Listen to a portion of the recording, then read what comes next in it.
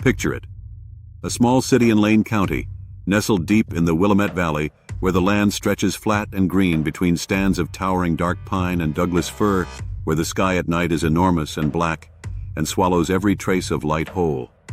The roads between towns are narrow black ribbons cutting through absolute darkness, edged by dense forest shadows, lit only by the occasional pale yellow glow of a distant street lamp reflecting off wet asphalt.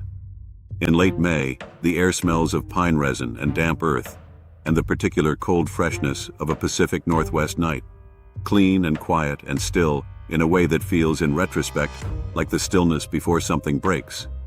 Springfield in 1983 was a working-class city, a lumber town, a place of mill workers and postal workers and ordinary families living ordinary lives in small wood frame houses with green lawns and porch lights burning amber in the dark. The kind of town where people left their doors unlocked and knew their neighbors by name and believed, with the comfortable certainty of people who have never had reason to doubt it, that the worst things happen somewhere else. Mackenzie Willamette Hospital sits on the edge of that city like a beacon, its windows blazing white and fluorescent against the surrounding darkness.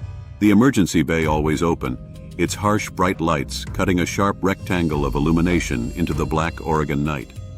Emergency room staff develop a particular relationship with the unexpected. They stand under those cold white fluorescent lights night after night, and they see car accidents and heart attacks and the full spectrum of what can go wrong with a human body. They believe after enough years that they have seen everything. They had not seen anything like what arrived at their emergency bay on the night of May 19, 1983.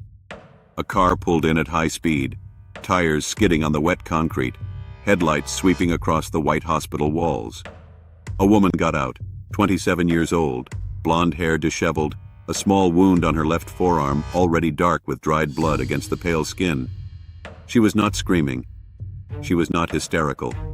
She moved through the harsh white fluorescent light of the emergency entrance with a strange, almost eerie calm, her footsteps steady on the wet pavement, and what she said to the staff who came out to meet her was this: a man had flagged her down on a dark rural road, had demanded her car, and when she refused, had shot her 3 children.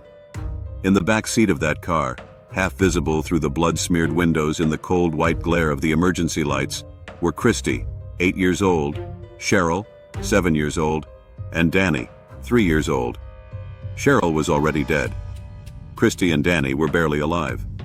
The woman who had brought them in, their mother, Diane Downs, stood under those white fluorescent lights while the staff worked frantically on her children and watched with a calm that no one in that brightly lit room could quite explain.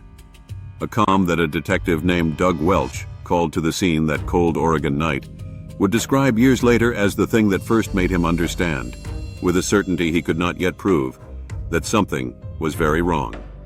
This is the story of Diane Downs, a story about what a mother is capable of, about the lies we tell and the ones we cannot hide, about an 8-year-old girl who survived something unsurvivable and then, months later, walked into a wood-paneled Oregon courtroom and told the truth.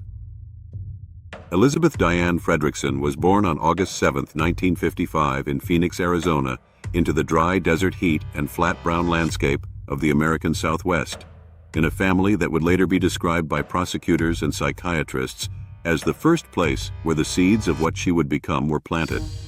Her childhood unfolded in the sun-bleached suburbs of Phoenix, wide streets under a hard blue sky, tract houses baking in the Arizona heat, the flat, featureless landscape stretching in every direction to a distant brown horizon. Her father, Wes Fredrickson, was a domineering and controlling man who ran his household with the rigid authority of someone who believed that love was a transaction, earned, conditional, subject to withdrawal at any moment. Diane grew up in that atmosphere, learning early the particular skills that children learn in households like that one: how to read a room, how to manage appearances, how to present a version of yourself that gets you what you need.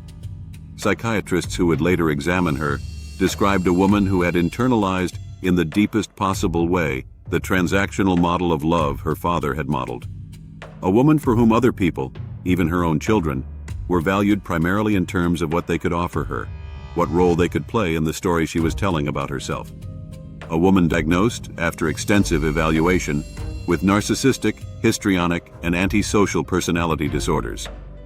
A combination that the prosecution's psychiatrist at her trial would describe as making her uniquely capable of violence against the people closest to her, because she was fundamentally unable to experience them as fully real.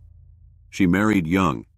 She had 3 children, Christie, Cheryl, and Danny, in quick succession with a man named Steve Downs, whom she would later divorce. She worked for the United States Postal Service, driving her mail truck along quiet suburban routes in the flat green landscape of Oregon's Willamette Valley, delivering letters and packages to the wood frame houses and small businesses along her assigned roads. The job gave her independence and daily contact with the people on her route. She fell in love with a man named Robert Knickerbocker. Or perhaps love is not the right word for what Diane Downs experienced. Obsession might be closer. The particular intensity of a woman who had decided that this man represented the life she was meant to be living. Robert Knickerbocker was married. He was not leaving his wife. He had made one thing clear to Diane in terms that should have been unambiguous. He did not want children. Diane Downs had 3 of them. The solution she arrived at, the thing she decided, in the weeks and months before May 19, 1983, required looking at 3 small children and seeing them not as people, but as obstacles, as the things standing between her and the life she had decided she deserved. She decided to remove them. The rural road outside Springfield where it happened runs through dense, dark Oregon forest. Tall Douglas firs pressing close on both sides, their dark shapes merging overhead into a canopy that blocks out even the faint starlight. The gravel surface pale gray in the absolute darkness. The silence broken only by the distant sound of wind moving through pine branches high above.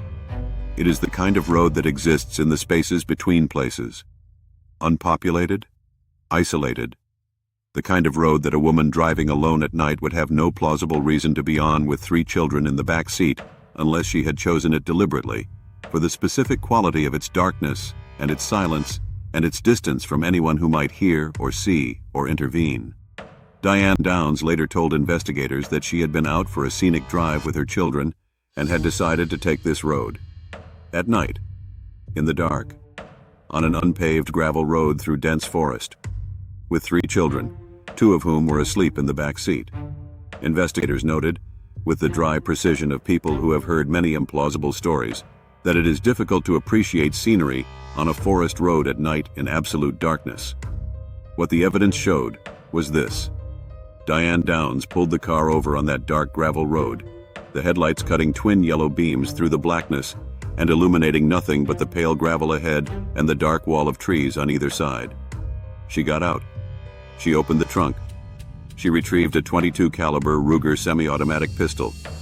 And then she shot her 3 children, one by one, at close range in the dark interior of that car. Cheryl, 7 years old, was shot in the chest. The bullet tore through her small body in the dark back seat, and the wound was fatal. She was dead before the car reached the white lights of the hospital. Christie, 8 years old, was shot in a way that caused a massive stroke, an injury to her brain and spine so catastrophic that when she arrived under the harsh fluorescent lights of Mackenzie Willamette's emergency room, she could not speak, could barely move, had lost control of the left side of her body entirely. Doctors who worked on her in the bright clinical white of the trauma bay were not certain she would survive. They were even less certain whether she would ever communicate again. Danny, 3 years old, was shot in the spine. He would never walk again. After shooting her children in the dark interior of that car, on that isolated gravel road, surrounded by silent Oregon forest, Diane Downs shot herself. In the left forearm, a wound careful and controlled enough not to be life-threatening, positioned on the non-dominant arm of a right-handed woman in exactly the place that would be consistent with the story she was already constructing. She got back into the car. She drove through the dark Oregon night toward the blazing white lights of Mackenzie Willamette Hospital. And she walked in with that strange, eerie calm. Detective Doug Welch got the call that cold Oregon night and drove through the dark streets of Springfield toward the bright lights of the hospital, not knowing what to expect. His first major homicide investigation. He would later say that within minutes of encountering Diane Downs under those white fluorescent lights, something felt wrong in a way he could not immediately articulate. It was not just the calm, it was the engagement. Diane Downs was not dissociated. She was talking, at length in elaborate detail, under the bright lights of the emergency room, constructing and decorating her story of the bushy-haired stranger with the particular energy of a person who believes that if they can generate enough words, enough convincing specificity, the story will become true through sheer repetition. The story: she had been driving the dark rural road when a man stepped out from the black shadows at the edge of the tree line. She stopped the car on the gravel. He demanded her keys. She refused. During the struggle, he reached into the car and shot all 3 children. She threw her keys into the dark brush, jumped back in, and drove to the hospital. There were immediate problems. The wound on her pale left arm, controlled, precisely placed on the non-dominant arm of a right-handed woman, did not look like the wound of someone shot during a chaotic roadside struggle in the dark. It looked deliberate.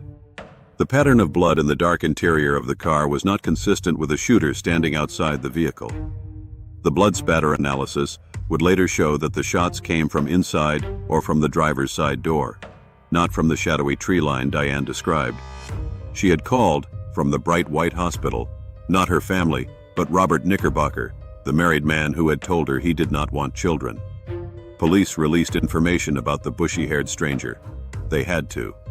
If Diane's story was true, a gunman was somewhere in the dark Oregon night, in the forests and back roads of Lane County, who had just shot 3 children. They investigated publicly, while, quietly, they began to look more closely at the woman standing under the fluorescent lights of the emergency room. Within days, they were certain. It would take 9 more months to prove it. In the weeks that followed that dark May night, something extraordinary happened. While her daughter Cheryl lay in the cold ground, and her surviving children. Christie and Danny lay in hospital beds under the clinical white lights of intensive care wards, struggling toward whatever recovery their small broken bodies could manage. Diane Downs began giving media interviews. She appeared on local television under studio lights, bright and articulate, telling her story about the dark road and the shadowy stranger with the fluency of someone who had thought carefully about how she wanted to be perceived. She laughed at certain moments. She smiled.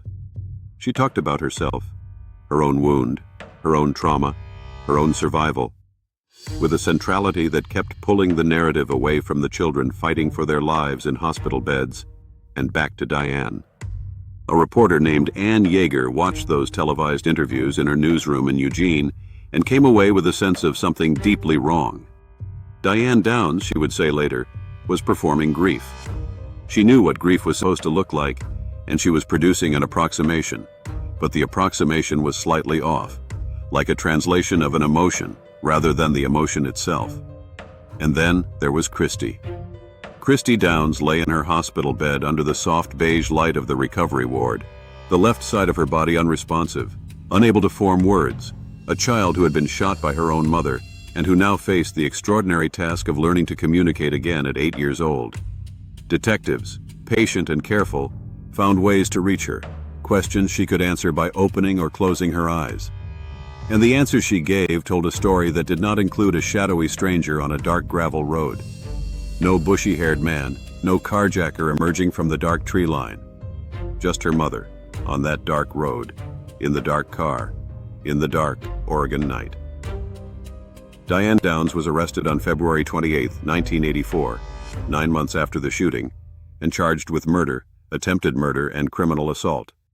Taken from her home in handcuffs in the cold gray February light and transported to the Lane County Jail, its gray concrete walls and institutional corridors, a stark contrast to the bright suburban streets she had driven along delivering mail. By the time her trial began in May 1984 in the wood-paneled courtrooms of Eugene, Oregon, she had done something that investigators found almost incomprehensible. She had seduced a man along her postal route. She had gotten pregnant. And she arrived at her own murder trial visibly, heavily pregnant, a woman carrying new life under the bright courtroom lights. In front of the jury, she believed could not convict a pregnant woman of killing her children. The pregnancy was not impulsive. It was strategic. She understood image. She understood the story she needed to tell, and she was willing to use her own body to tell it. The trial lasted 6 weeks. prosecutors laid out the forensic evidence under the bright lights of the courtroom. The ballistics, the blood spatter patterns reconstructed from the dark interior of the car, the nature and careful placement of Diane's own wound, the .22 caliber Ruger that matched the shell casings found in the pale gravel of that dark road. They presented testimony from Robert Knickerbocker, who confirmed the affair and confirmed that he had told her he did not want children. And then they called Christie Downs to the stand. Christie was 9 years old.